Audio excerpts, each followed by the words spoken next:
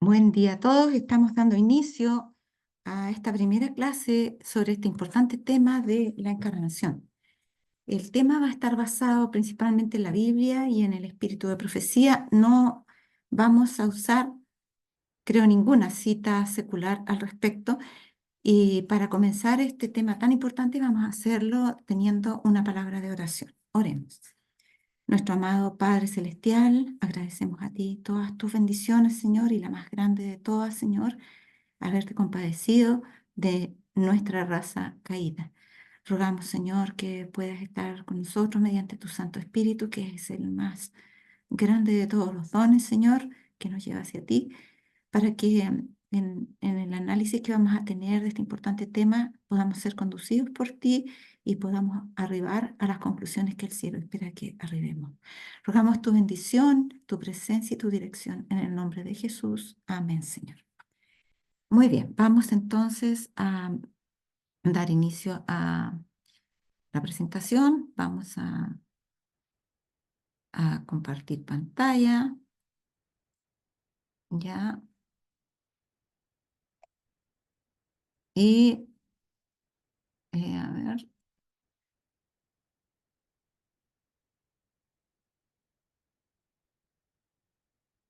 muy bien, ahora sí. La primera de nuestras diapositivas nos dice lo siguiente.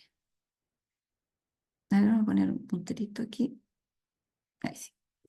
Cuando deseemos estudiar un problema profundo, concentremos nuestra mente en lo más maravilloso que jamás haya acontecido en la tierra o en el cielo. ¿Qué es eso lo más maravilloso? La encarnación del Hijo de Dios. Ustedes van a ver en cada diapositiva que acá abajo está la fuente para el que quiera investigar un poco más el contexto, lo que quiera saber. Aquí está, manuscrito 76, escrito en 1903. Se encuentra en el comentario bíblico adventista, tomo 7A, 7. También está en el comentario 7A, donde están todas las citas del Espíritu de Profecía del comentario bíblico adventista. Pero si ustedes quieren buscar y no tienen el comentario 7A, pueden buscarlo en el comentario 7 de los 8 tomos, 9 ya sería del comentario bíblico adventista. La cita se encuentra en Filipenses 2, 5 al 8. Por supuesto son citas, como les dije, del Espíritu de Profecía. Y lo que pongo un numerito pequeño después del punto es el número de párrafo, donde está en el comentario ese adventista, está la cita. En cada cita va a ser lo mismo. El número chico aquí es el párrafo para que lo puedan encontrar más fácilmente. Muy bien. Entonces, el tema más maravilloso es la encarnación del Hijo de Dios. Eh, Siguiente. Dice, la encarnación de Cristo es el misterio de todos los misterios. Y esto debemos tenerlo muy claro porque a pesar de que se nos ha revelado mucho al respecto y tenemos más que cientos de citas respecto de eso, sigue siendo un misterio. Hay cosas que no vamos a poder descubrir aquí mientras estemos en esta tierra.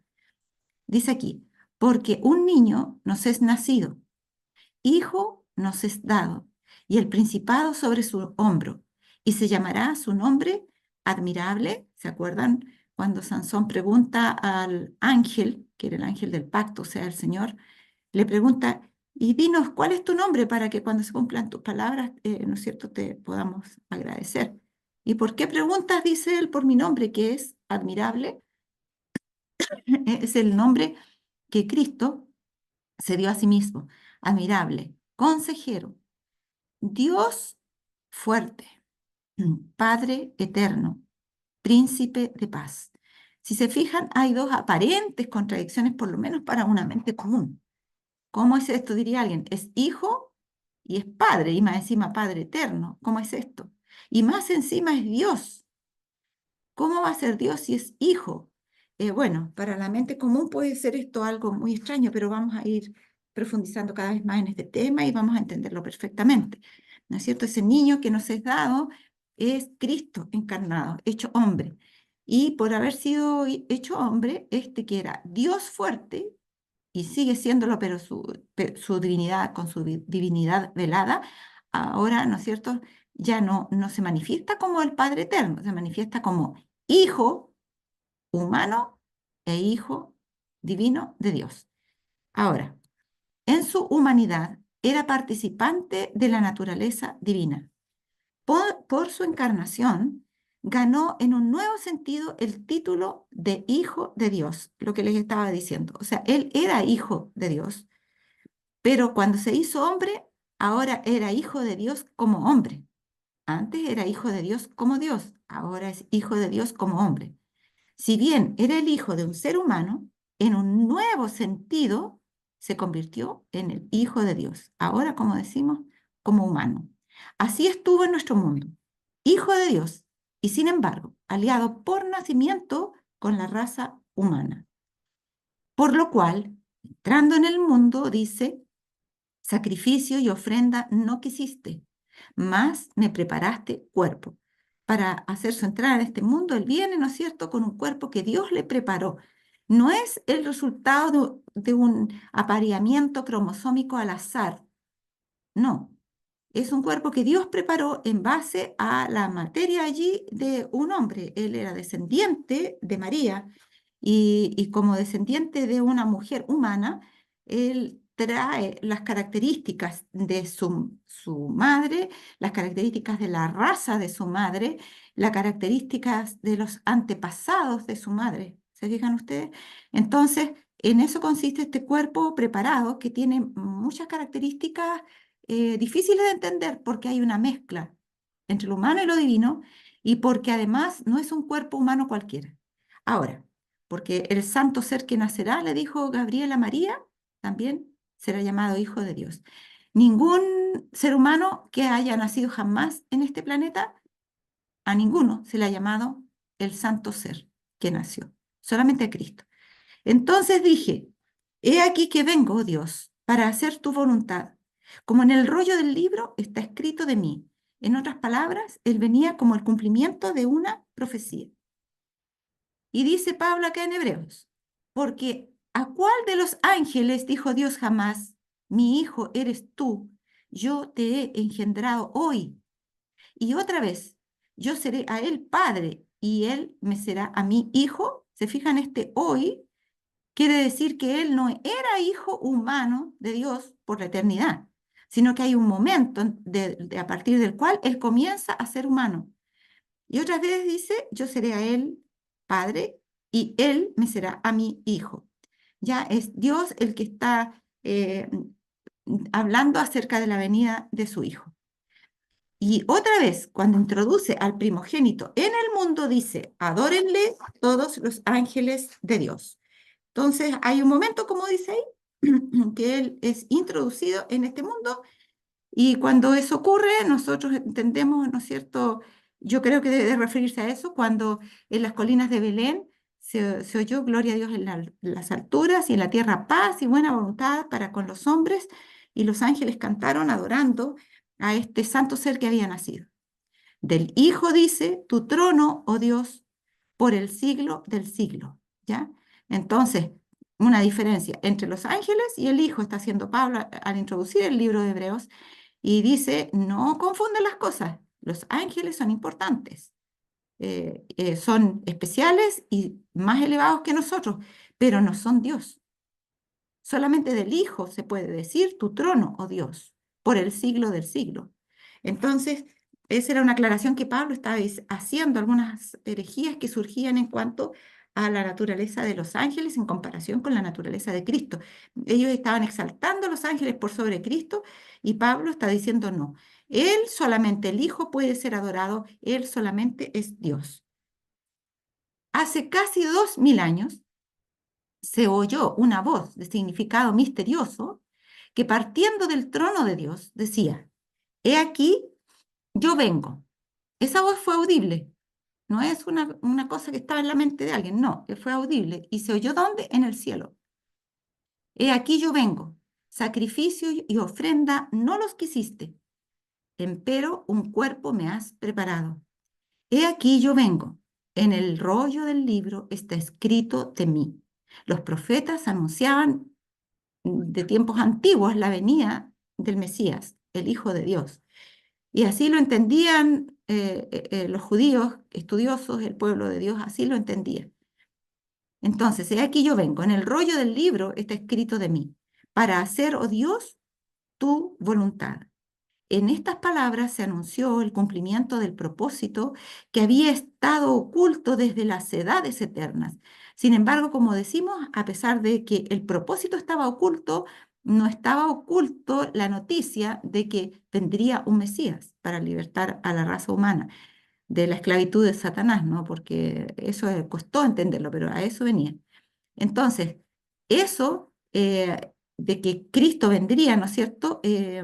Estaba anunciado como él mismo se lo dijo a sus discípulos, ¿se acuerdan? Primeramente en Camino de Maús, en el capítulo 24 de Lucas, cuando les dice, ¿era necesario acaso, no era necesario que se cumpliesen todas las palabras que estaban escritas la ley, los salmos, los profetas, y les empieza a dar un estudio bíblico, el primer estudio bíblico de Jesús, luego de su resurrección, y les explica por medio de todas las escrituras del Antiguo Testamento, que eran las que había en ese entonces, qué decían esas o cómo decían esas escrituras que sería la venida del Cristo, del ungido, del Mesías. Cristo estaba por visitar nuestro mundo y encarnarse. Él dice, un cuerpo me has preparado, ¿ya? Él mismo dice eso. Y aquí yo vengo, un cuerpo me has preparado. Si hubiese aparecido con la gloria que tenía con el Padre antes que el mundo fuese, no podríamos haber soportado la luz de su presencia. Entonces ahí tenemos uno de los objetivos por los cuales él veló su gloria, ¿ya? Para que no se notara que era Dios, para que también lo viéramos como un hombre común, hay más objetivos que eso, pero además porque si así se hubiese revelado, habrían sido todos destruidos, porque nadie puede ver a Dios y vivir, y él era la segunda persona de la divinidad. Sin embargo, su gloria muchas veces se dejó ver, lo vamos a ver en algunos temas más adelante, pero nunca en forma plena como podría haber sido eh, de manera que hubiera destruido a la humanidad. No, no podía ser así. Una de las manifestaciones más grandes que tenemos de la gloria de Cristo en su vida humana aquí en la tierra es en la transfiguración. Y hay una descripción hermosa en el deseado de toda la gente de cómo fue eso y cómo habla de que cuando él dice, Padre, glorifica a tu Hijo para que tu Hijo te glorifique a ti. Y viene una luz del cielo, ¿no es cierto?, del Padre, y la luz sale de Cristo, que es la divinidad de Cristo, y uniéndose esa luz, y se inunda de raudales de luz, dice, todo el monte donde estaban, los discípulos, por supuesto, sorprendidos. Yo creo que alguien de la ciudad puede haber visto, ¿qué pasa que hay tanta luz en el monte? Y entonces él queda glorificado parcialmente, digamos, ni aún así, esa era toda su gloria, porque los discípulos pudieron verlo y no murieron, ¿ya? Entonces fue una manifestación de su gloria para que eh, ellos, Pedro, Jacobo y Juan, que estaban ahí, pudiesen ser fortalecidos para la prueba inminente que tenían por delante, que era la muerte de su Salvador, y pudieran acordarse de estas escenas y con ellas consolar y hablarle a los demás discípulos. Sabemos que los saduceos no creían en la resurrección. Y los discípulos estaban tan acostumbrados a oír todas esas fábulas y cosas que decían los saduceos y algunos más que estaban enseñando doctor de la ley, qué sé yo, lo mismo. Entonces, estaban tan, digamos, acostumbrados a escucharlo desde niños que nacieron, que muchos de ellos no tenían claro el tema de la resurrección aún después de la muerte de Cristo. Y no sabían qué pudiera ser eso de resurrección, habiendo visto a Cristo resucitar a Lázaro. Pero en el libro de Deseado toda la gente dice que aún así ellos no tenían claro el tema de la resurrección.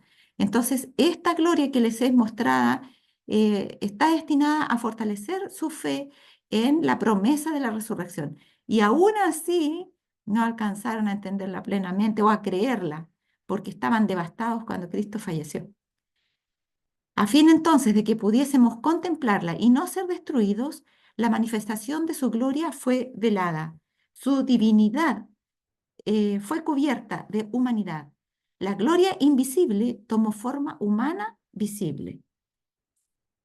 Pero Aunque la gloria divina de Cristo estuvo por un tiempo velada y eclipsada porque Él asumió la naturaleza humana, sin embargo, no cesó de ser Dios cuando se hizo hombre. Lo humano no tomó el lugar de lo divino, ni lo divino de lo humano. Este es el misterio de la piedad, que Cristo haya venido como Dios velado a este mundo con un cuerpo humano, tomando nuestra humanidad. Las dos expresiones, humano y divino, eran estrecha e inseparablemente una en Cristo y sin embargo tenían una individualidad diferente. Y esto cuesta mucho entenderlo. Por eso que Cristo no es igual que nosotros. ¿Quién, díganme, qué ser humano tiene dos individualidades distintas, una divina y una humana? Nadie, solamente Cristo. Y para que estas dos naturalezas pudieran convivir, tenían que tener un protocolo y tenían que tener claras las condiciones para que cada uno tuviera su parte en armonía con la otra parte. Y eso es lo que tenemos que ver a través de las clases. Entonces tenían una individualidad diferente. Aunque Cristo se humilló a sí mismo para hacerse hombre, la deidad aún le pertenecía. Su deidad no podía perderse mientras permaneciera fiel y constante en su lealtad. Lo que está diciendo, entre líneas, es que si Cristo no hubiera permanecido fiel y constante en su lealtad, ¿qué habría pasado? Podría perderse su deidad. Por eso que si él hubiera fallado, su deidad se habría perdido, pero si no fallaba, su deidad permanecería. ¿Cuánto tiempo? Mientras permaneciera fiel y constante en su lealtad. Entonces corría un riesgo, sí, corría un riesgo que estas dos naturalezas se separaran y que ya no hubiera armonía entre ambas. ¿Ya? Ahora miren, aunque rodeado de dolor, sufrimiento y corrupción moral, despreciado y rechazado por el pueblo a quien habían sido confiados los oráculos del cielo, Jesús aún podía hablar de sí mismo como el Hijo del Hombre en el cielo. Estuvo listo para tomar una vez más su gloria divina cuando terminó su obra en la tierra. Entonces, no es la divinidad la que toma, sino la gloria de la divinidad. Hay que tener cuidado con las palabras. Él estuvo con su divinidad aquí en la tierra, pero estaba velada. Pero para que esa gloria pudiera salir, digamos, plenamente al exterior y fuera la gloria que tenía en un comienzo, eso no podía hacerse mientras estuviera aquí, como decíamos delante, porque si alguien la hubiera visto, habría podido morir. Cuando terminó su obra en la tierra, ahí tomó una vez más su gloria divina. Ahora, Cristo tomó la humanidad del hombre y llegó a estar sometido a la tentación poniendo en peligro, por así decirlo, sus atributos divinos. Esta cita confirma la otra que habíamos visto recién, que si mientras, o sea, si él permanecía fiel, iba a conservar su naturaleza divina unida con su naturaleza humana. Pero dice que como estaba sometido a la tentación, él corría el peligro, por así decirlo, dice, de que cediendo a la tentación pudiera perder sus atributos divinos. ¿Ya? Entonces, ¿estaban en peligro sus atributos divinos? Si es que él estaba siendo tentado, sí, estaban siendo puestos en peligro. Fueron puestos en peligro especialmente en la tentación en el desierto y de ahí para adelante, de forma más especial. Pero mientras permaneciera fiel, estaban seguros sus atributos divinos con su divinidad unida a la humanidad. El capítulo 17 de Juan habla claramente de la personalidad de Dios y de Cristo. ¿No ve que eran dos individualidades diferentes? Entonces, dice que San Juan 17 nos deja ver eso. Dice, habla claramente de la personalidad de Dios y de Cristo y de su relación mutua entre ambos. Padre, dice él al orar, la hora ha llegado, dijo Cristo. Lo está tratando como a su padre. Habla de la relación que tenían entre ellos. ¿Hora de qué? Glorifica a tu Hijo, para que también tu Hijo te glorifique a ti. ¿Ya? Entonces, él ya sabe que es inminente su muerte y luego de eso su partida. Pero él pide ahora, ¿no es cierto?, que poder ser glorificado para que él también lo pueda glorificar. No está pidiendo algo egoísta, está pidiendo la gloria de Dios para poder glorificar a Dios. y es específicamente a la primera persona de la deidad, a su Padre. Aquí hay personalidad e individualidad, dice aquí Elena de White. Hay personalidad e individualidad, ¿no es cierto? Pide que él pueda glorificar al otro, si fuera, y el otro, o sea, que el otro pueda glorificarlo a él para que él pueda glorificar al otro, o sea, en la relación entre el padre y el hijo, ¿ya? Y eso significa una relación de retribución en esa relación mutua. Tú me glorificas y yo te glorifico. Obviamente hay personalidad e individualidad. Se cita San Juan 17, 1 al 5. ¿Ya? Esto está citado por Elena de White. 17, 1 al 5. ¿Qué va a decir? Dice, Cristo no está orando por la manifestación de la gloria de la naturaleza humana. ¿Ya? Porque uno podría decir, claro, para que aquí en la tierra Él lo pudiera glorificar. Ya lo había glorificado eh, durante todo su ministerio terrenal y partiendo en la ocasión de su bautismo, cuando el Padre lo declara o da evidencia de que Él es su hijo y que se oye una voz, ¿no es cierto? Este es mi hijo amado. Entonces, Cristo ahora es distinto, no está orando por la manifestación de la gloria de la naturaleza humana esta vez, ya había sido glorificado en su naturaleza humana. Pues esa naturaleza nunca existió en la preexistencia de Cristo. Y Él pide que sea glorificado con esa misma gloria que tuvo con el Padre antes que el mundo fuese. Eso está en San Juan 17, 1 al 5. Entonces, dice que no puede estar pidiendo para ser glorificado con una gloria que tuvo antes que el mundo fuese, si no fuera porque se está refiriendo a una gloria que tenía antes de venir a esta tierra, que no era la humana, porque como vemos se introdujo en el mundo y ahí recién tomó la naturaleza humana. Entonces, esa naturaleza por la cual está pidiendo la glorificación nunca existió en la preexistencia de Cristo. Está orando a su Padre por una gloria que poseía en su unidad con Dios. Su oración es la de un mediador.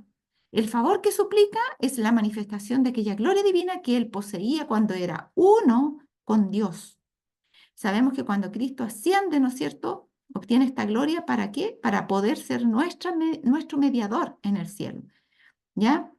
Ya comienza a obrar como mediador en esta tierra, pero su misión se hace amplia y completa cuando triunfa en su cometido sagrado que tenía al venir a este mundo. Y cuando asciende y toma el trono nuevamente, pero ahora como sacerdote nuestro. Dice, aquella gloria que pide por la manifestación de la gloria divina que él poseía cuando era uno con Dios. Que el velo sea quitado, dice, y brille mi gloria, la que tuve contigo antes de que el mundo fuera. ¿Se fija? Eso está en el versículo 5 de San Juan 17. La que tuve contigo antes de que el mundo fuera. Suficientemente claro. La oración de Cristo fue respondida. Fue glorificado con la gloria que tuvo con su Padre antes de que el mundo fuera. ¿Y cuándo fue contestada esa oración? Acá viene la cita. Dice, y entonces, es del deseo de todas las gentes. Entonces, el Padre declara, adórenle todos los ángeles de Dios. La primera vez, todos los ángeles le adoran cuando introduce el primogénito del mundo y ahora cuando regresa desde el mundo al cielo y es introducido nuevamente en el cielo. La orden nuevamente es la bienvenida de Cristo. Adórenle todos los ángeles de Dios. La hueste celestial se postra delante de él y eleva su canto de triunfo y gozo. La gloria rodea al Rey del cielo y fue contemplado por todos los seres celestiales. No hay palabras que puedan describir la escena que tuvo lugar cuando el Hijo de Dios fue públicamente restablecido al lugar de honor y gloria que dejó voluntariamente cuando se hizo hombre. ¿Se fijan? Ahora, Cristo no podría haber hecho nada durante su ministerio terrenal para salvar a los hombres caídos si lo divino no se hubiera mezclado con lo humano. ¿Claro eso? No hubiera podido hacer nada para salvar a los hombres si lo divino no se hubiera mezclado con lo humano. De ahí la importancia de este tema. La limitada capacidad del hombre no puede definir este admirable misterio. la mezcla de las dos naturalezas. ¿Ya? Entonces es importante saber de qué manera y por qué se mezcló con lo humano para que podamos entender por qué era necesario para nuestra salvación que Él, como Dios hubiera mezclado con lo humano, no podía salvarnos desde allá. No. Este admirable misterio, la mezcla de las dos naturalezas, la divina y la humana, esto nunca se podrá explicar. O sea, podemos atisbar un poquito para mirar qué puede ser, pero a pesar de todo lo que se nos ha revelado, como decía en un principio, pero nunca se podrá explicar cómo se mezclaron estas dos naturalezas, cómo ocurrió eso, ¿ya? El hombre debe maravillarse y quedar callado. Y sin embargo, el hombre tiene el privilegio de ser participante de la naturaleza divina. Pregunto, ¿los ángeles tienen ese privilegio? No, no lo tienen. Ellos no son participantes de la naturaleza divina, son participantes de la compañía divina, igual como nosotros, pero no son participantes de la naturaleza divina. Y de esa manera, el hombre, ¿no es cierto?, tiene ese privilegio, porque lo necesita. Si nosotros no pudiésemos participar de la naturaleza de Cristo para vencer la tentación, no la podríamos jamás vencer. Tiene que introducirse un elemento sobrenatural en nosotros para que podamos obedecer la ley de Dios. Y el hombre tiene el privilegio de ser participante de esa naturaleza divina y de esa manera puede, en cierta medida, penetrar el misterio. ¿Ya?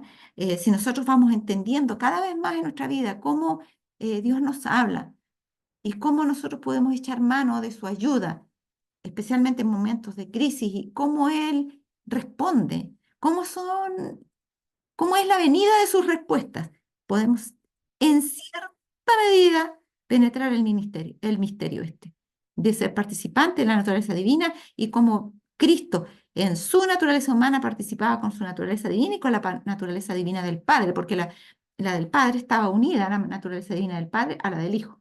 Pero nosotros no podemos penetrar el misterio. Y eso sin contar que también, además de eso, estaba el Espíritu Santo ahí también con el Padre y con el Hijo, pero también está con nosotros. Ahora miren, a fin de conocer el misterio de Dios el Padre y de Cristo, en quien están escondidos todos los tesoros de la sabiduría y del conocimiento. ¿Es importante esto? Sí, dice alguno, pero es que yo para hacer la obra de Dios no necesito saber tanto eso, necesito saber enseñarle la Biblia a las personas. Pero, ¿sabe? En Cristo ya están escondidos todos los tesoros de la sabiduría y del conocimiento. Y todos, ¿qué significa? Significa todos. Si usted quiere saber cómo enseñarle a alguien de Dios y quiere tener sabiduría y conocimiento de eso, la va a encontrar en Cristo. Y en Cristo, que es uno con el Padre que vino a encarnarse y que es nuestro representante y todo lo que implica su encarnación. Así es que esto es importante. Si queremos tener sabiduría y queremos tener conocimiento, sabemos dónde buscar, en Cristo.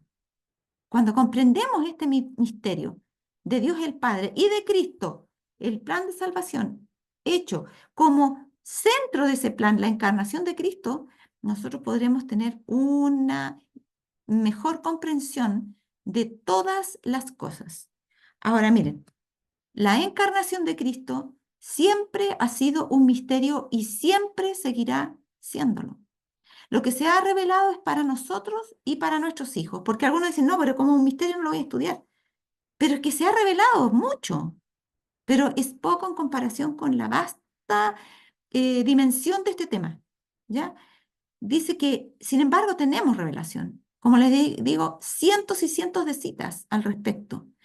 Lo que se ha revelado es para nosotros y para nuestros hijos. Y de eso estamos estudiando aquí. Pero que cada ser humano permanezca en guardia para que no haga a Cristo completamente humano como uno de nosotros. Permanecer en guardia es estar eh, atento, con cuidado. ¿Por qué? Porque podemos correr el riesgo de verlo tan humano que pensemos que era igual que nosotros. No.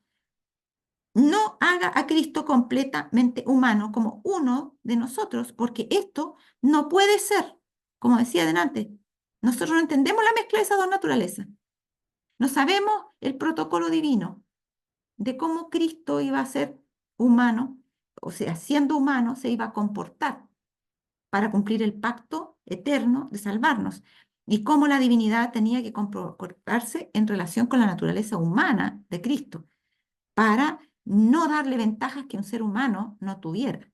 Entonces, nosotros no podemos hacerlo completamente humano, porque esto no puede ser. Ninguno de nosotros tiene dos naturalezas. Ahora, Dios tenía un conocimiento de los sucesos del futuro, aún antes de la creación del mundo. Dios sabía que Satanás iba a fallar, sí lo sabía. Que Adán y Eva iban a fallar, sí lo sabía. Que iba a ocurrir el diluvio, sí lo sabía. Que Cristo iba a venir a este mundo, sí lo sabía. Que iba a ser asesinado por, por los seres que más amaba, los de su tierra, digamos, sí lo sabía. Y sabía paso a paso todo lo que todavía falta que ocurra hasta siempre, hasta siempre, porque Él sabe todo anticipadamente y tenía un conocimiento de los sucesos del futuro antes de la creación del mundo y aún antes de la creación de los ángeles. No actuó para causar un cierto estado de cosas, sino que sabía que existiría una condición tal. Él sabía, sabía, y no puse esa cita acá, pero sabía que Lucifer iba a caer. Y entonces, ¿para qué lo hizo? La pregunta que deberíamos hacer es todo lo contrario. ¿Y por qué no hacerlo? Ah, porque iba a fallar. Entonces querría decir que Dios solamente hace lo que no le va a fallar, que no tiene, no le da a los seres, a sus criaturas, la libertad de ser y elegir qué van a hacer. Hasta aún en esto Dios eh, mm, honró el libre albedrío de sus criaturas. Hasta esto Dios no se interpuso entre lo que era y lo que podría ser. No actuó para causar un cierto estado de cosas. Fue siempre fiel a sí mismo, sino que sabía que existiría una condición tal. El plan que debía llevarse a cabo al producirse la defección de cualquiera uno de las elevadas inteligencias del cielo es el secreto, el misterio, y está diciéndolos como sinónimo. Secreto es lo mismo que el misterio, que ha estado oculto desde hace siglos, ¿ya? El plan de salvación, ¿ya? Y el plan de salvación, como decimos y vamos a ver, tiene como su centro la encarnación, porque como decía adelante, nuestra redención no habría sido posible sin la encarnación. Y el plan de salvación no es otra cosa que el plan de redención. Ahora, la encarnación de Cristo es un misterio. La unión de la divinidad con la humanidad ciertamente es un misterio oculto con Dios. Especialmente los niños le pueden preguntar, pero ¿cómo, papá, cómo, mamá, se unió Jesús con Dios? ¿Cómo pasó eso? No lo podemos explicar, no tenemos una respuesta. El plan de la redención supera en mucho la comprensión de la mente humana. Ni la sabiduría infinita podía idear un plan que lo superara. Fíjense ustedes que el plan de la redención es lo máximo que Dios podría haber hecho. Ni siquiera Él podía superarse a sí mismo en cuanto al plan de redención. Hizo lo máximo que podía hacer. Uso de todos sus recursos, uso de toda su sabiduría, uso de toda su benevolencia, uso de todo lo que estaba a su disposición. Hizo un plan insuperable que ni siquiera Él mismo podía superar. Hizo lo máximo que podía hacer. No había nada superior que pudiese ser hecho por Dios y solo puede llevarse a cabo por la encarnación del Hijo de Dios. ¿Se fijan? Solo puede llevarse a cabo por la encarnación del Hijo de Dios en la humanidad. Pero todas las inteligencias limitadas se frustran cuando tratan de examinar a fondo este plan. ¿Se fijan? O sea, no es asunto de inteligencia. Y vamos a ver más claramente eso más adelante. La sabiduría de Dios no se descubre por sabiduría humana. Y aunque tuviéramos una mente espiritual, la mente de Cristo, como dice Pablo, tampoco podríamos entenderlo, porque todas las inteligencias que son limitadas se frustran cuando tratan de examinar a cabo esto, porque es algo que está eh, aún más allá de lo que, de todas las cosas comunes, digamos, que Dios hace. Está tan allá que ni siquiera la inteligencia de Dios podía superar este plan que Él en su inteligencia había hecho. Era lo máximo y no podemos entender eso plenamente. Tendríamos que entender plenamente a Dios. ¿Quién lo puede entender plenamente? Nadie. Sus caminos son inescrutables. Su sabiduría es sin fondo. No podemos comprenderla. Ahora miren, la encarnación está en el centro del Apocalipsis. Es la gran señal. ¿Por qué digo que está en el centro de Apocalipsis? Algunos dicen que el centro de Apocalipsis es capítulos 12 al 14. Eh, ¿Por qué yo pienso que este es el centro? Apocalipsis 12. Primero, sabemos que no va por números, porque los capítulos fueron una añadidura posterior que se hizo para poder, digamos, ordenar un poco el libro y aún así les queda un poquito desordenado. Pero ¿por qué es el centro? ¿En qué sentido es el centro? Porque es el único lugar del Apocalipsis donde el conflicto entre el bien y el mal que se batalla acá, se nos explica cómo comenzó. Comenzó en el cielo y es el único lugar donde describe este conflicto desde su primer inicio en el cielo y llega hasta el tiempo del fin con la persecución final del pueblo de Dios. ¿Ya? Y cuando el pueblo de Dios es dotado de las herramientas especiales para enfrentar esa crisis final. Aquí está la paciencia de los santos, los que guardan los mandamientos de Dios y tienen el testimonio de Jesucristo. ¿Ya? Entonces, luego de eso, el resto de Apocalipsis es el desenlace. Es lo último, es para ver cómo va a terminar este conflicto, la última batalla, el clímax y el desenlace. Pero toda la descripción de este conflicto está en Apocalipsis 12, en qué consiste, cuándo comenzó, la naturaleza del bien y del mal. Están explicadas todo eso en profundidad en el capítulo 12, aunque en forma muy, muy sucinta. Apareció en el cielo, dice Apocalipsis 12, una gran señal, una mujer vestida de sol, estando encinta, estando embarazada. ¿De quién estaba embarazada esta mujer que es la gran señal? Estaba embarazada del Mesías, de Cristo. Cristo, hecho carne, estaba creciendo en ese vientre. Y es el único lugar del Apocalipsis donde ese hecho maravilloso se describe como una gran señal. Mire, cuando habla de las plagas, habla de otra gran señal. No dice grande, tampoco señal grande, dice, y admirable. Señal grande y admirable. En otro lugar dice, y otra señal. Pero ningún lugar de eso le da digamos, un sustantivo propio, como diciendo, una gran señal. Esta señal es la gran señal. Es más grande que todas las otras, que la de las plagas, que todas las demás señales. Pero solamente Apocalipsis tiene la gran señal en el centro, que gran señal es inseparable para aludir a la encarnación. Dice, por tanto, el Señor mismo, para que sepamos cuál es esa gran señal, no tenemos que nosotros especular. No fue dado a la especulación, sino que la palabra profética, que es la más segura, es ella misma la que nos dice con seguridad en qué consiste esta gran señal. Y acá lo dice Isaías. Por tanto, el Señor mismo os dará señal. He aquí que la Virgen concebirá, algo que jamás había ocurrido ni jamás ocurrirá.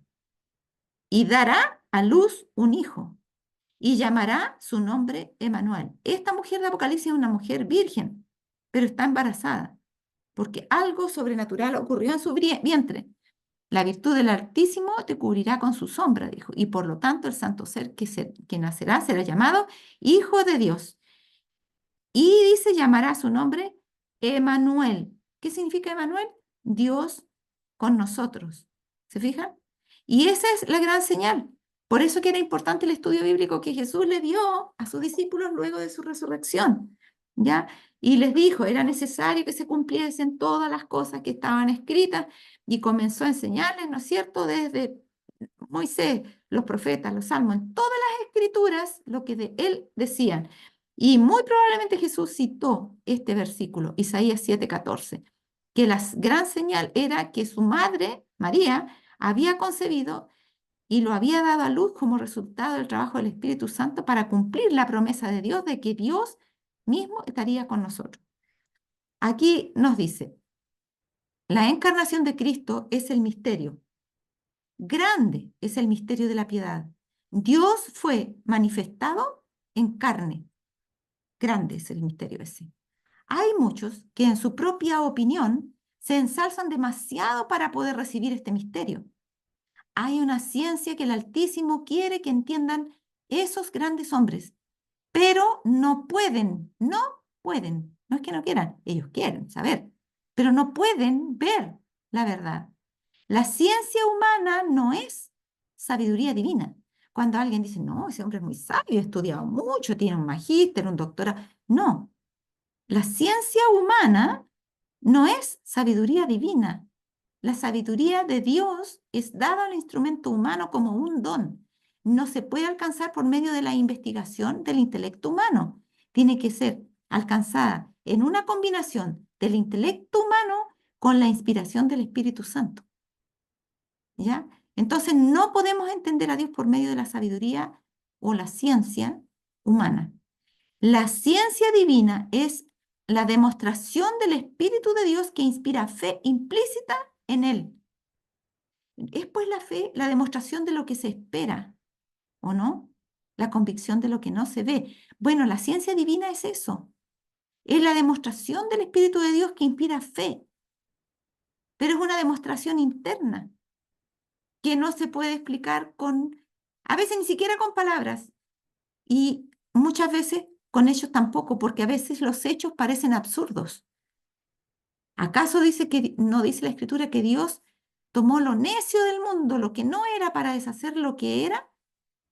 Que menospreció a lo sabio del mundo y tomó a lo necio del mundo para poder hablar de él mismo, porque Dios no necesita de la sabiduría humana para revelarse al hombre. Si pudo hacer que un asna hablara, ¿cómo no va a poder hacer que un ser humano hable?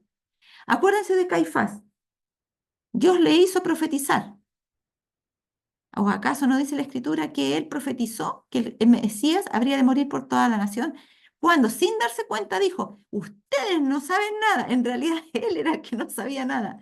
Ni entienden que nos conviene mejor que un hombre perezca antes que toda la nación se pierda. Y dice, y esto dijo porque él era el sacerdote de ese año y profetizó dando a entender que Cristo moriría por toda la nación. Entonces, el Espíritu de Dios eh, es el que nos inspira para decir las cosas que son de Dios. Eso, y para entenderlas, por supuesto, no es algo que nosotros podamos hacer. Saúl, por ejemplo, se le profetizó y se le dijo, mira, cuando llegues al collado, tú profetizarás. Llegó allá y vio a un grupo de profetas que profetizaban, se acercó a ellos y él también comenzó a profetizar. De ahí el dicho, oh, ¿y Saúl también entre los profetas? Oh, qué extraño, pero ¿cómo? Saúl no esperábamos eso de él. Fue un acto de Dios. La profecía viene no por voluntad humana, porque dice claramente la Escritura que los santos hombres de Dios fueron inspirados por el Espíritu Santo. No es el resultado de un artilugio humano, no. Y entonces la demostración del Espíritu de Dios es la que inspira fe implícita en él y uno obra de acuerdo a la convicción que es fuertemente puesta en nuestra conciencia, en nuestro corazón y en nuestra mente. Los hombres del mundo suponen que esta fe está por debajo de la consideración de sus mentes grandes e inteligentes, que es algo demasiado humilde para que le presten atención. Pero en esto, porque algunos dicen así, no, ¿quién me va a enseñar ese si no ha estudiado nada? Ni siquiera ha estudiado teología. Lo mismo que decían de Jesús. Saben que del Espíritu de Profecía dicen lo mismo. Esa mujer no es teóloga, ¿no es cierto? Casi la tienen como opinóloga, pero cuando alguien es profeta, es inspirado por Dios y no habla de acuerdo a su propio parecer, habla de acuerdo al parecer de Dios. Entonces, por eso los hombres del mundo juzgan las cosas, y hay hombres del mundo en nuestra propia iglesia, que ellos se consideran grandes e inteligentes y solamente a las mentes grandes e inteligentes le dan cabida, a los que tienen títulos, a los que hacen cosas así. ¿Acaso no pasa a veces en la iglesia que cuando se va a hacer un seminario, pongámosle en familia, se busca ver quién es psicólogo? ¿Tenemos psiquiatras acá en la iglesia? ¿Tenemos, no sé, alguien que tenga experiencia en arreglar problemas familiares? ¿Y quién piensa en la inspiración? ¿Acaso Dios no nos ha dado revelación al respecto? ¿No tenemos libros como El hogar cristiano, Mensaje para los jóvenes, La conducción del niño, ¿cómo se llama? Consejos para los maestros, Mente, carácter y personalidad, Conducta sexual, adulterio y divorcio, y muchos más? ¿Cómo no vamos a tener, cómo vamos a excusarnos delante de Dios de no haber sabido? Es que nadie me explicó eso. Sí, sí, vino una psicóloga y dijo, pero como que no entendí mucho. Hermanos, la sabiduría de Dios está por sobre la sabiduría humana. Qué lindo sería que cuando hiciéramos un seminario de cualquier cosa de estas, buscáramos esa sabiduría superior que viene de la revelación de Dios, no de las mentes grandes e inteligentes, supuestamente grandes e inteligentes de este mundo, porque la verdadera sabiduría en las cosas divinas no puede venir por medio de los seres humanos. Nosotros tenemos la mente de Cristo si estamos en Cristo, y entonces nuestra sabiduría depende de la revelación de Cristo y de la inspiración del Espíritu Santo. Dice, eh, los hombres entonces del mundo suponen que esta fe está por debajo de la consideración de sus mentes grandes e inteligentes, que es algo demasiado humilde para que le presten atención, pero en esto cometen un gran error. Es sumamente elevada para que la alcance su inteligencia humana. Esa es la verdad. Y como ellas no la alcanzan y no la pueden entender ni aceptar, ellos piensan que no, es que, ¿cómo voy a aceptar eso? No, no, no, no, yo no creo. No, no, no me parece. Es que lo mira la persona que lo está diciendo. No, ni siquiera ha estudiado teología. No pueden entenderla porque es demasiado elevada. Justamente por eso. Y porque el instrumento humilde la cree sin deliberar si, a ver, qué quiso decir Dios, si la descarta o la acepta. No. Está tan que queda lejos del alcance de la inteligencia humana. El secreto de Jehová, y sabemos que el misterio de la encarnación es un secreto, es para los que le temen, y a ellos hará conocer su pacto. Y esta es una promesa. Los misterios de Dios han sido revelados a las criaturas más humildes. El Señor, ¿a quién le dijo que era el Mesías? A la mujer junto al pozo, al ciego que fue excluido de la iglesia de su tiempo por haber dicho que él creía que Jesús era el Mesías, el ciego de nacimiento. Para esas personas humildes fue dada la máxima revelación. ¿A quién más Dios le dijo, si yo soy el Mesías, el que habla contigo? ¿Quién más le adoró de esa forma por esa declaración de Cristo en esta tierra?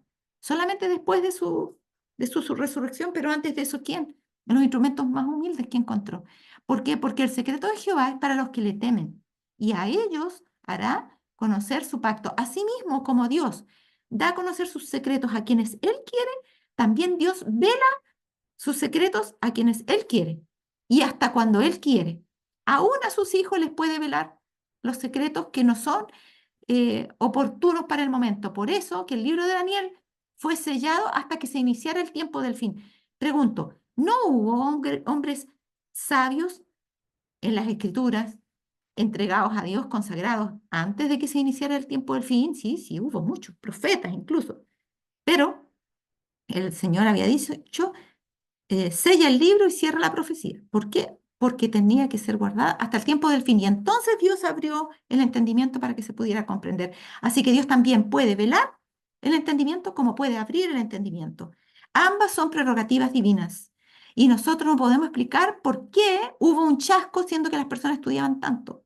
Porque Dios no quería que todavía descubrieran eso, porque Dios necesitaba que ocurriera ese chasco. Así como Él necesitaba que Lázaro muriera para resucitarlo, a veces Dios hace cosas que están fuera de nuestra comprensión, pero que son objetivos santos, propósitos nobles y llenos de amor y sabiduría, que no pueden ser explicados ni comprendidos por nosotros, porque no es oportuno que conozcamos algunas cosas.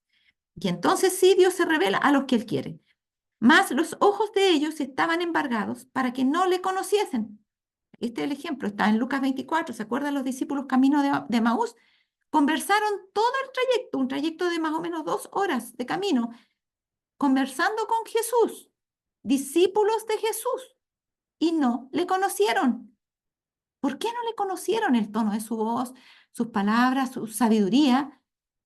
Y después, cuando Dios les abre los ojos para que vean, dice, ay, no ardía nuestro corazón en el camino, sí, pero no lo podían conocer. ¿Por qué? Porque estaban embargados para que no le conociesen. Era algo que no dependía de ellos, era algo que había hecho con un objetivo que Dios había hecho, para que no le conociesen. ¿Y cuál era el objetivo? Que no se entusiasmaran tanto de reconocerlo que no pudieran escuchar el estudio bíblico que tenía que darles para convencerlos por las escrituras, no por las emociones, de que verdaderamente todo lo que le ocurrió, ese chasco que tuvieron ellos, estaba planificado por la sabiduría divina y así era necesario que se cumpliera y asimismo también se había cumplido la resurrección. Entonces les abrió el entendimiento para que comprendiesen las escrituras. ¿Se fijan? Dios veló, Dios abrió la comprensión. Por lo tanto, cuando abordemos el tema de la encarnación, tenemos que hacerlo con mucha oración y reverencia, porque solamente Dios nos puede revelar sus secretos. Acá hay un ejemplo. María cuando lavó los pies de Cristo, ¿se acuerdan? Dice, María no conocía el significado pleno de su acto de amor. Se me ocurrió esto, decía ella. No, yo sentí que debía hacerlo, pero no conocía el significado pleno. Por eso se sintió avergonzada cuando empezaban a decir, pero mira lo que está haciendo, un derroche. Esto mejor lo hubieran dado a los pobres. No conocía el significado pleno de su amor. No podía contestar a sus acusadores. No podía contestar, no podía dar explicación por qué estaba haciendo eso. No podía explicar por qué había escogido esa ocasión para ungir a Jesús. ¿Por qué ahí? Ella sabía cuándo era la muerte de Cristo. No, no sabía. Sabía que Jesús sí había dicho que iba a morir, pero las cosas que había visto recientemente le decían que a lo mejor no iba a morir. Sin embargo, ella sintió que debía hacerlo ahí. Y era el momento preciso, exacto en que debía hacerlo. Y fue el gran consuelo para Cristo estando en la cruz. Él recordó este acto de fe y devoción cuando todos al pie de la cruz lo rechazaban, lo injuriaban, blasfemaban en contra de él. Pero este acto, y fíjense ustedes, no solamente de una mujer que había sido prostituta y que hizo esto y fue escogida para esto, sino que también de alguien que había sido ladrón, fueron los mayores consuelos para Cristo, estando en la cruz. Disculpenme, yo soy medio llorona, pero bueno. Eh, el consuelo de Cristo eh, es otorgado por la sabiduría de Dios como un privilegio dárselo por medio de humildes instrumentos. No son los grandes instrumentos que supieron cuándo tenían que ungir a Cristo. No fueron ellos los grandes instrumentos que fueron a ponerse al pie de la cruz para dar fe a Jesús, animarlos, diciéndole, tú vas a resucitar, no te preocupes, vas a resucitar. No fueron ellos. Pero el ladrón de la cruz, de la cruz, él confesó la resurrección de Cristo porque si no existiera resurrección, como decían los saduceos, entonces, ¿cómo le dijo, acuérdate de mí, cuando vengas en tu reino? ¿Cómo iba a venir en su reino si estaba muriendo y ellos no creían en la resurrección? Para que pudiera venir en su reino, tenía que resucitar. Entonces, él sí creía en la resurrección. El Espíritu Santo había pensado en lugar suyo, en el lugar de María, y ella había obedecido sus impulsos. ¿Se fijan que el Espíritu Santo nos guía a veces sin que nos demos cuenta? La inspiración no se humilla a dar explicaciones, simplemente manda. Cuando vean un pollino atado, desátenlo. Y si les dicen algo, díganle, el maestro lo ha menester. Alguien podría haber dicho, pero maestro, me van a decir que soy un ladrón, capaz que hasta me pegan. No, ellos simplemente obedecieron. La inspiración los guió también a ellos a obedecer. Y fueron y desataron el pollino y le dijeron, oye, ¿qué ustedes están haciendo? El maestro lo ha menester. Y cuando dijeron eso, no les dijeron nada y le dejaron llevar el pollino. Una asistencia invisible habla a la mente y al alma y mueve el corazón a la acción. Es su propia justificación. Ay, ¿cómo sabes que te dijo Dios que lo hiciera? El Espíritu Santo se lo dijo, le dijo que lo hiciera. Y ella sabía que había sentido eso en forma santa, que era un buen impulso, había reconocido el impulso de Dios a hacer eso. Sin embargo, cuando los hombres le dijeron que estaba mal, ella dudó y se sintió avergonzada si tal vez hubiera hecho algo impropio, pero efectivamente Dios la había inspirado. Y esto va a pasar al final del tiempo. Dice que nosotros vamos a dar el fuerte pregón diciendo al mundo sus pecados, a la iglesia sus pecados, y que van a ser tan fuertes nuestras reprensiones que cuando comience la persecución y nos tomen, algunos van a pensar, no, y lo que dije, a lo mejor no debería haber dicho eso, fue muy fuerte, mira lo que voy a cosechar ahora. Pero dice que entonces van a recordar cómo las manifestaciones del Espíritu de Dios iban a ver, avalando los reproches y las amonestaciones que habían dado, y entonces van a decidir confiar. ¿Se fijan? Eso es importante saber esas cosas. Por eso que todos estos temas están ligados. Porque el conocimiento de Cristo y este conocimiento nos lleva a todos los demás misterios. El misterio de la encarnación y de la crucifixión se entenderá plenamente. Ah, cuando estemos en el cielo. No, señores, antes de eso. Pues será presentado delante de los ojos de la mente. Y cada alma condenada leerá cuál ha sido el carácter de su rechazo de la verdad. En el juicio va a ocurrir esto, cuando toda la humanidad esté presente delante de Dios. En la mente de ellos van a entender. Cualquiera haya sido el talento concedido, cualquiera haya sido la supuesta sabiduría, el que rechaza la verdad no puede volverse a Dios. Por eso que es peligroso pasar el punto de no retorno y decir, no, mire, ¿saben qué? Yo antes creía en Dios, pero ahora ya no, no, no. En realidad son supercherías esas cosas. Yo no voy a creer en eso. No, estuve engañado con esa cosa. No me hablen de las cosas de Dios. El que rechaza la verdad no puede volverse a Dios cuando la rechaza de corazón, porque algunos por temor, por vergüenza, por inseguridad, o aún por mundanalidad dicen, no, no, no, yo no creo en Dios, pero todavía no han rechazado plenamente la verdad. Todavía no han pecado contra el Espíritu Santo. ¿Quién sabe eso? Solamente Dios. Él pesa los corazones. Pero Él sabe cuando alguien verdaderamente rechazó la verdad. Y cuando eso ocurre, no puede la persona, habiendo haber rechazado la verdad, volverse a Dios. Porque Dios es el que da el arrepentimiento. Y si yo no quiero creer en Dios, no voy a obtener el arrepentimiento. ¿Se fijan? He pecado contra el Espíritu Santo. La puerta está cerrada como la estuvo la puerta del arca en el día de Noé. Los grandes hombres de la tierra entenderán entonces eso que se creían tan inteligentes, que han entregado la mente y el corazón a filosofías engañosas que halagaban el corazón carnal. La esperanza y la gracia y todo aliciente posible habían sido ofrecidos por aquel que los amaba y dio su vida por ellos, para que todo aquel que en él cree no se pierda, mas tenga vida eterna. Pero ellos rechazaron el amor de Dios. Sus orgullosas opiniones, sus razonamientos humanos fueron ensalzados y muchas veces los mismos seres humanos son culpables de que esos seres humanos se pierdan, porque los alaban y los halagan. ¡Uy, qué sabio! ¡Uy, cuánto sabes! No había pensado en eso, nunca se me ocurrió, qué brillantes tus ideas. Pero, ¿saben? No eran más que trampas de Satanás.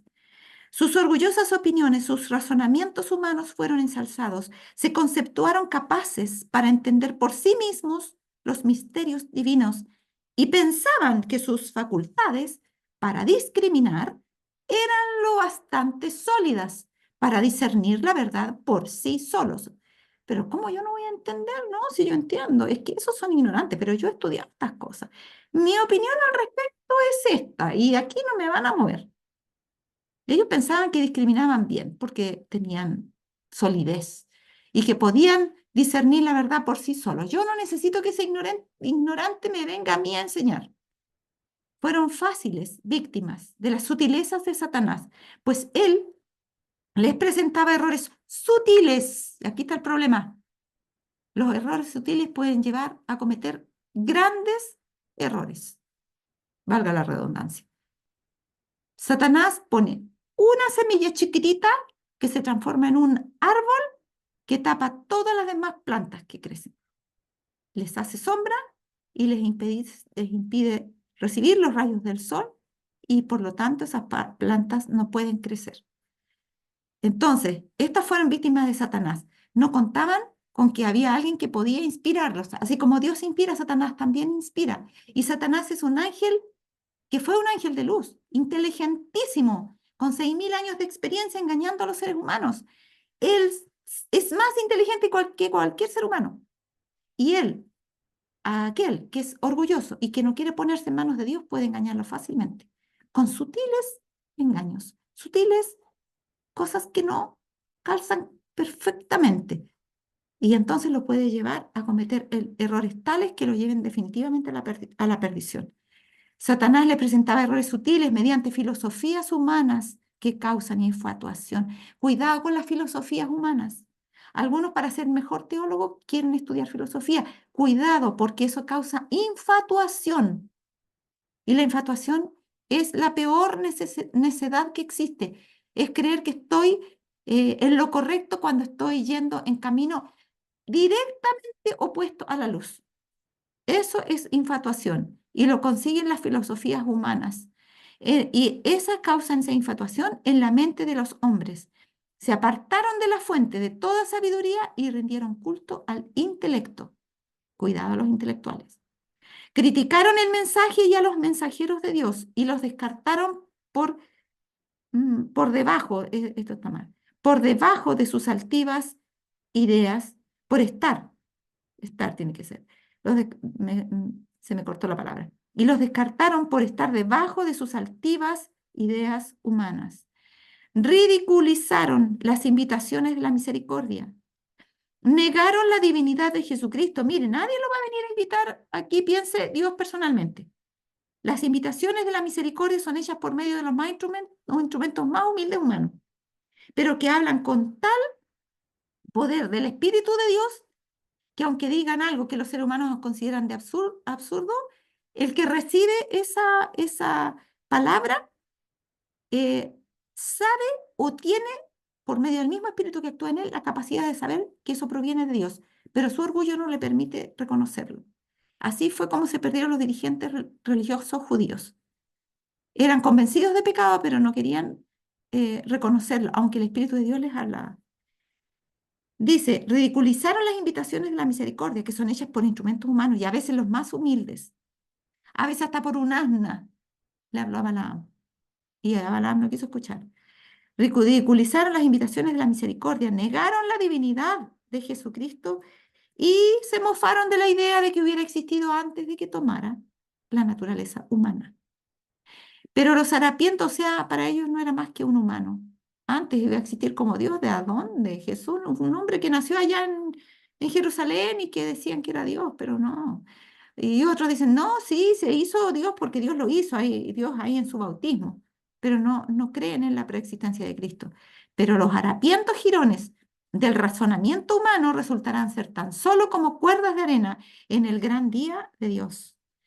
Grande es el misterio de la piedad. Hay misterios en la vida de Cristo que deben ser creídos, aunque no pueden ser explicados. La mente limitada no puede sondear el misterio de la piedad. ¿Ya? Entonces, debemos creer algunos misterios, aunque no los podamos comprender, especialmente el misterio de la piedad, porque no podemos ni siquiera sondearlo, solamente podemos creerlo. La obra de la redención es llamada un misterio, a un precio infinito, mediante un proceso, ojo con esto, porque es un proceso, lo que está hablando es un proceso, no es un acto puntual, es un proceso, Me- para que podamos entender lo que viene a continuación. Mediante un proceso penoso, misterioso, tanto para los ángeles como para los hombres, Cristo tomó la humanidad. Está hablando de cómo Cristo tomó la humanidad. La tomó mediante un proceso. ¿Qué proceso? El proceso de la encarnación. ¿Dónde se llevó a cabo? En el vientre de una mujer humana. Ese proceso dice aquí que fue penoso, pero vamos a ver la traducción en inglés. La verdadera palabra en inglés es pain y no significa pena, no significa penoso, significa doloroso. Así que aquí hay una parte del misterio que no tenemos idea. Fue un proceso doloroso estar 9 meses allí, hasta salir convertido en un pleno hombre. Mediante ese proceso, o si duró un poco menos y después solamente creció, no lo sabemos. A Dios habrá que preguntarle. Pero fue un proceso, no fue un acto. No, no es que ¡pum! Entró ese ¡pum! Se hizo hombre, no. Fue un proceso mediante el cual se fue mezclando esta naturaleza divina a la humana. Y fue doloroso. Mediante ese proceso tomó la humanidad, ocultó su divinidad, puso a un lado su gloria y nació como un niñito en Belén.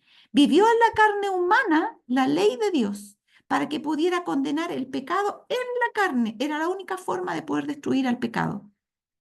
Hacer, dar su carne santa para contrarrestar las opiniones que habían de que el hombre no podía guardar la ley, guardarla plenamente, no obrar pecado con su carne para que muriera el pecado en su carne y luego pudiera darnos esa vida que había muerto finalmente con la misma vida física de Jesús, para darnos a nosotros esa vida para que nosotros pudiéramos vivir eternamente. Entonces, vivió en la carne humana la ley de Dios para que pudiera condenar el pecado en la carne y para dar testimonio a los seres celestiales, primeramente. Esto no es solamente para nuestra tierra. Primero, testimonio a los seres celestiales de que la ley fue ordenada para vida, porque había sido puesta en entredicho la ley de Dios antes de que fuera creado este mundo.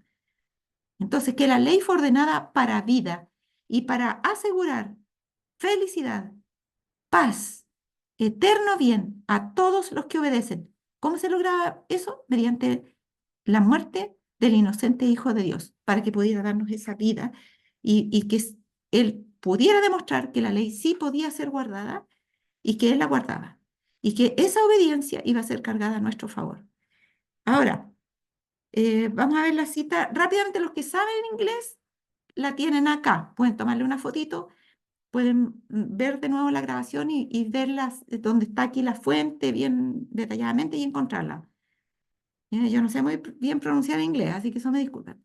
Christ at an infinite cost by a painful process, mysterious to angels as well as to men, assumed humanity, hiding his divinity, laying aside his glory. He was born a baby in Bethlehem. Entonces, ¿qué está diciendo? Lo mismo anterior, que por un proceso painful, esto es penoso, según decía ahí, pero la verdadera traducción la vamos a ver, significa doloroso, mediante un proceso doloroso, misterioso para los ángeles como para los hombres, asumió la humanidad. Eso dice el original. By a painful process, por un proceso doloroso, porque la palabra painful, de proceso, painful, es doloroso, que causa, decía el significado en inglés, lo traduje, que causa o implica un dolor físico o moral. ¿Podía Jesús tener un dolor moral? ¿Qué provoca el dolor moral? El pecado provoca el dolor moral, la culpabilidad, la conciencia de haber transgredido la ley. ¿Jesús podía tener un dolor moral? No, porque era santo. ¿Quién de ustedes me redarguye de pecado? Nadie, porque no había cometido pecado. ¿Su conciencia podía redarguirlo de pecado? Tampoco, porque no había cometido pecado. Por lo tanto, el dolor no era provocado porque él tuviera pecado, tuviera la conciencia de 4000 años de pecado como una culpa que era de él, no. La herencia de pecado, no tenía dolor por una herencia de pecado inherente, no. Entonces tenía que ser el dolor físico. Entonces painful era dolor físico. Ese proceso doloroso era de un dolor físico. Painful en inglés dice of a part of the body, de una parte del cuerpo. Yo lo puse de Google Traductor justo aquí. Affected with pain, por una parte del cuerpo afectada por el dolor. Dice de una parte del cuerpo afectada por el dolor. Efectivamente, esa es la explicación de la palabra painful en un diccionario inglés. ¿Ya? Y pone un ejemplo. Her uncle was very painful. ¿Qué significa? Le dolía mucho el tobillo. Aquí está painful. Dolía mucho. Estaba dolorido o le dolía el tobillo. A ella le dolía mucho el tobillo. ¿ya? Y aquí se usa el ejemplo que da ahí el Google Traductor, es hablando de dolor físico, justamente. Ahora miren ustedes, por su obediencia a todos los mandamientos, ya falta poco para que terminemos, a todos los mandamientos de Dios, Cristo obró una redención para el hombre. Esto no se hizo saliendo de sí mismo hacia otro. Voy a tomar me voy a reencarnar, como dice alguna en tal persona. No, no se hizo saliendo de sí mismo hacia otro, sino tomando la humanidad dentro de sí mismo, dentro de él, que era Dios. Así Cristo dio a la humanidad una existencia fuera de sí mismo. O sea, como él tomó en sí mismo la humanidad, ahora, ¿no es cierto?, con responsabilidad, como Padre eterno, podía darnos a nosotros la existencia que iba a provenir de él mismo. Él dio algo que estaba dentro de sí mismo. ¿Por qué? Porque la humanidad tendría que ser redimida por el pecado. Y por lo tanto, la única forma de poder darle vida a la humanidad pecadora era que Cristo le impartiera de su propia vida. Y para eso tendría que estar la humanidad en sí mismo. Y entonces, bajo su responsabilidad, digamos de una forma un poquito más comprensible, tenía que ser algo que estuviera bajo su responsabilidad, porque era algo que él iba a asumir, él iba a ser humano, iba a ser justo y por lo tanto podría darle al hombre la existencia para que pudiera venir a la vida, porque iba a tener un plan que lo iba a redimir o le iba a dar la posibilidad de ser redimido. ¿Ya? Miren. En otras palabras, es el plan eterno, el pacto eterno, un pacto de que iba a haber una redención si el hombre caía porque Cristo iba a tener la humanidad dentro de sí.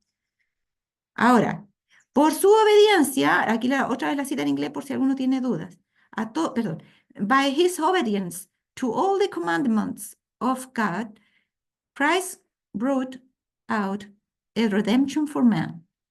This was not done by going out of himself to another, but by taking humanity into himself. Thus Christ gave to humanity an existence out of himself, Ya.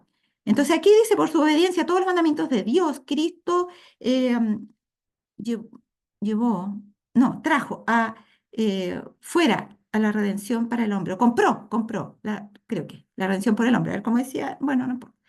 Esto no fue hecho, fue yendo fuera de sí mismo a otro, sino tomando la humanidad en sí mismo. Así Cristo dio a la humanidad una existencia fuera de sí mismo. Por si a alguno le queda cita, o sea, cuando son citas delicadas, que pueden prestarse para confusión o que se diga, no, no dijo la cita como era, es que no debe decir así el original.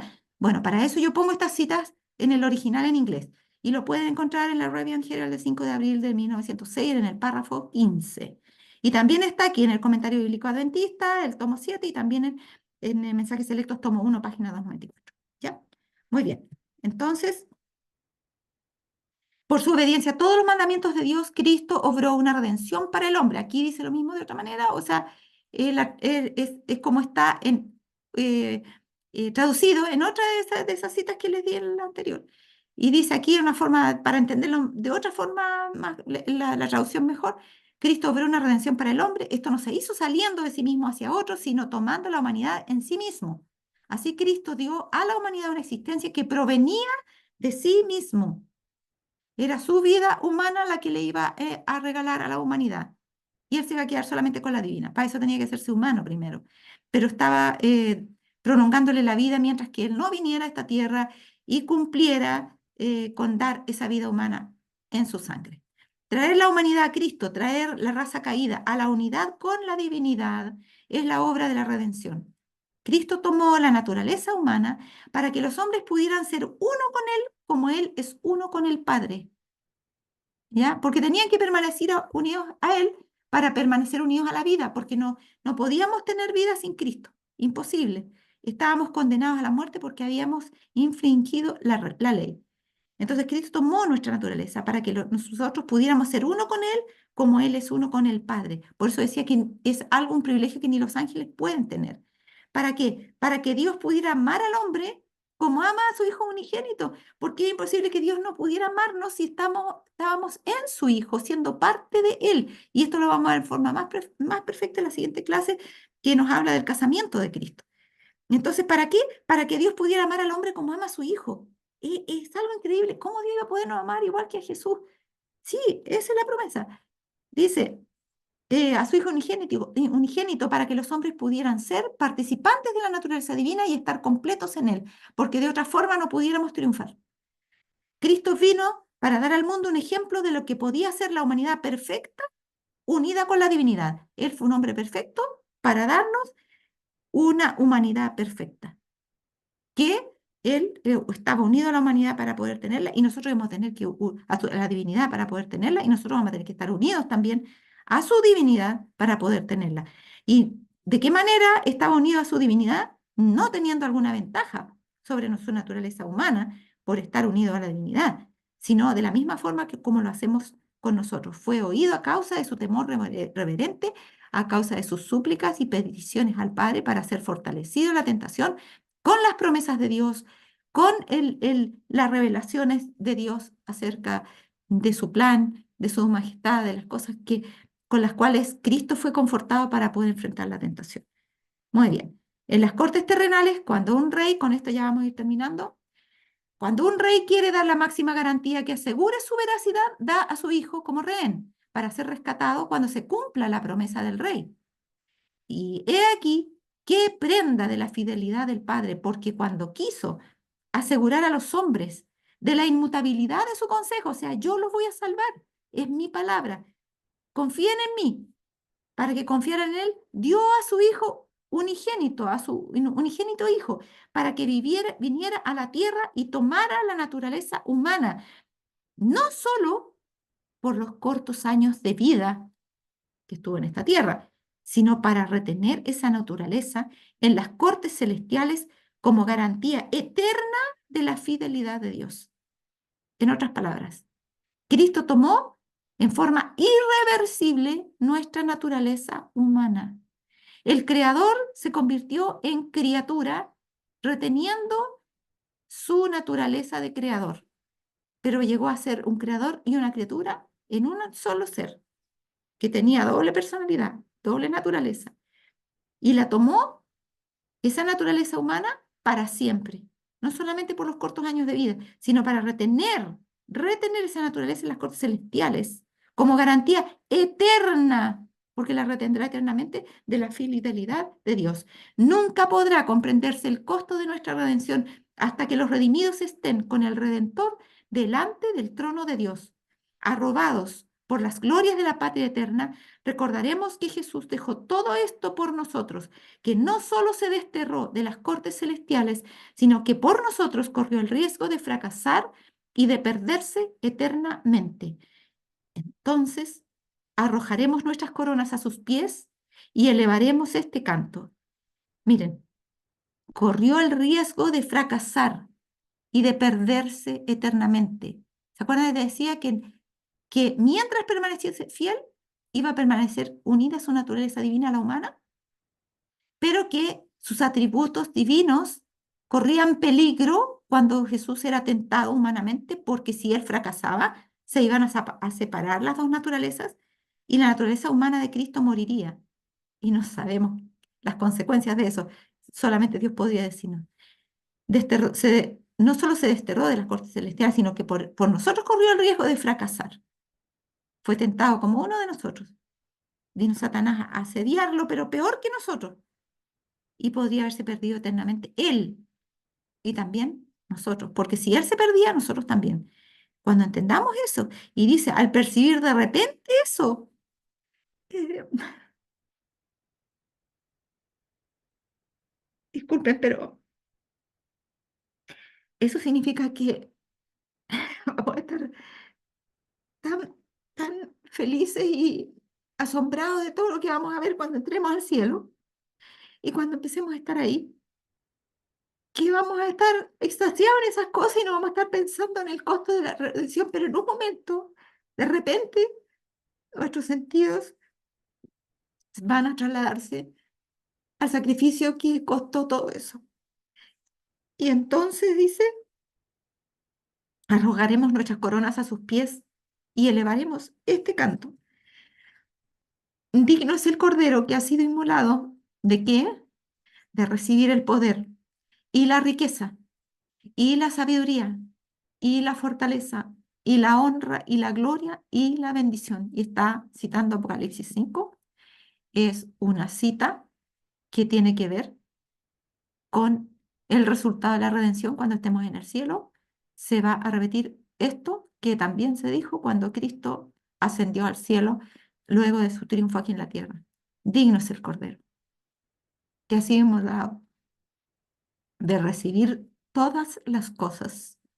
Toda autoridad, dijo Cristo cuando partió, me es dada en el cielo y en la tierra.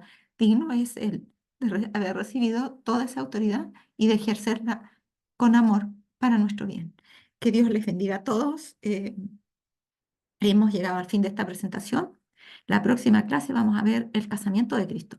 Un interesante tema que les animo a no perderse. Creo que hoy me pasé de la hora porque no tomé la hora al comenzar. Ese fue mi gran error.